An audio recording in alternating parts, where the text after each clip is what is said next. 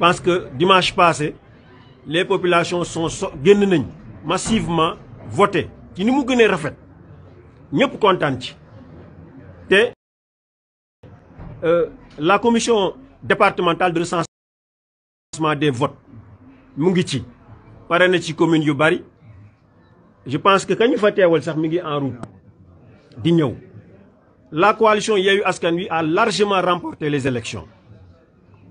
Pour le département, nous avons pratiquement gagné dans toutes les communes pour le département. Je vais vous lire quelques chiffres. Je vais vous donner quelques chiffres pour que vous sachiez ce que vous avez gagné ci travaux de la commission départementale de recensement des votes. Alors, pour le département, la coalition Yewwi Askan Wi, d'abord, nous allons lire le nombre d'électeurs. Nombre d'électeurs, 225 354. Nombre de votants, 102 702. Nombre de votants hors bureau, 2318. Nombre d'enveloppes trouvées dans l'urne, 102 925. Nombre de bulletins nuls, 1520. Nombre de suffrages valablement exprimés, 101 405. Ont obtenu, je parle des données du département, pour Gomsobop, 10 440 voix. Yewwi Askan Wi, 42 344 voix. Benno Bokk Yaakaar, 25 688 voix. And Nawlé, Suxali Suñu Gox, 3 941 voix. Wallu Sénégal, 8 685 voix. Enfin, Buntubi, Union citoyenne Buntubi, 10 303 voix. Voilà les résultats qui sont validés par la commission départementale de recensement des votes. Ça prouve que la coalition a gagné les élections. Ce qui nous préoccupe actuellement, c'est nous devons voir sur le programme nous exécuter. Comment apporter des solutions aux problèmes des Massaro. De façon générale. Maintenant, il y a des gens qui veulent créer la confusion pour cette élection. Mais ça ne passera pas. Parce que nous avons faille nous votons, nous ils sont désavoués, blâmés par et chassés du pouvoir.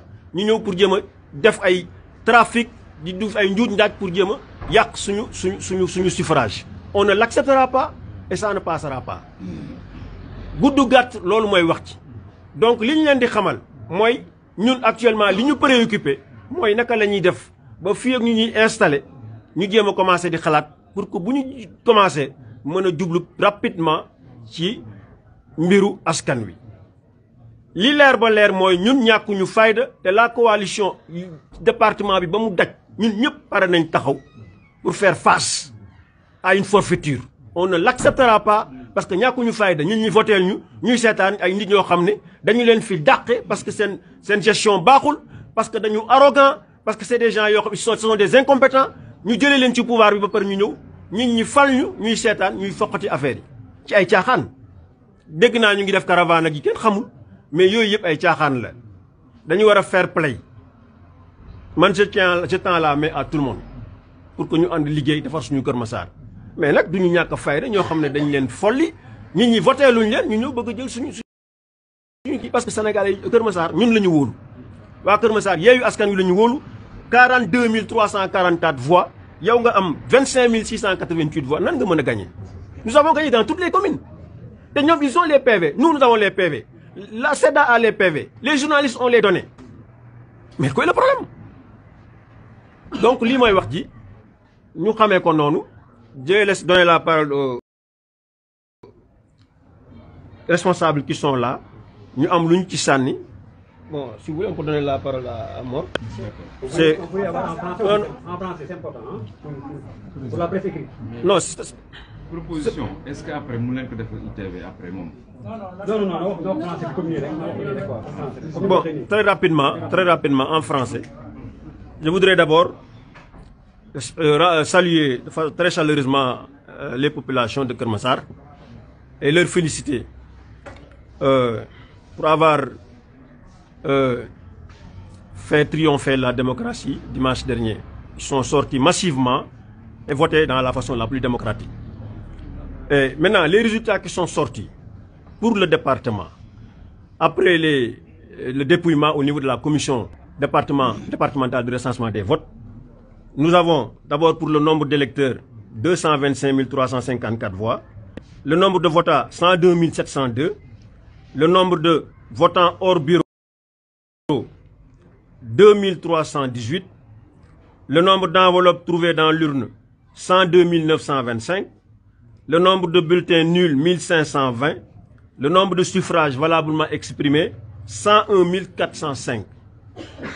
Alors, ont obtenu la coalition Gëm Sa Bopp 10 440 voix. La coalition Yewwi Askan Wi a obtenu 42 344 voix. Benno Bokk Yaakaar 25 688. And Nawlé 3 941. Wallu Sénégal 8 685 voix. Buntu Bi 10 303 voix. Voilà les résultats qui sont sortis des urnes dimanche passé. Et ces résultats-là viennent d'être validés par la commission départementale de recensement des votes. Ce qui veut dire quoi? Ce qui veut dire que la coalition Yewwi Askan Wi a largement gagné les élections. Je suis le président élu du département de Keur Massar. C'est ça la réalité. Et j'entends assumer entièrement cette responsabilité. Voilà. Maintenant, il y a des gens qui sont incompétents, arrogants, qui viennent d'être sanctionnés par les Massarois. Viennent d'être blâmés parce qu'ils ont été désavoués par leur incompétence et leur arrogance. Maintenant, le seul recours, c'est d'essayer de créer la confusion dans ce département. Et cela ne passera pas. Parce que nous ne l'accepterons pas. Les populations de Keur Massar qui nous ont accordé leur suffrage ne l'accepteront pas. Donc, en un mot, il essaie simplement de créer la confusion pour faire une manière de truquer, de voler les suffrages des Massarois. Mais cela ne passera pas. Je pense que nous devons avoir un peu de fair play. Combien de fois ils ont gagné des élections ici? Ils n'ont pas été inquiétés. Mais si aujourd'hui on les bat, mais qu'ils acceptent, je pense qu'il faut être élégant. La démocratie, c'est ça la démocratie. On gagne, c'est bon, mais si on perd aussi, on doit être démocrate. Parce que c'est ça la démocratie, parce que c'est un jeu important. Alors, si on est démocrate, on perd des élections, on doit accepter qu'on a perdu. De façon très élégante. Maintenant, perdre des élections, maintenant vouloir créer la confusion, pour maintenant déstabiliser, cela ne passera pas, parce que nous ne laisserons pas faire.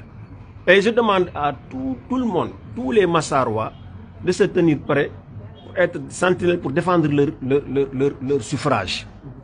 Ils ont choisi la coalition. Et Yewwi Askan Wi, il ne faut pas que Benno Bokk Yaakaar essaie de voler ou bien de créer la confusion. Je pense que ça, c'est inacceptable.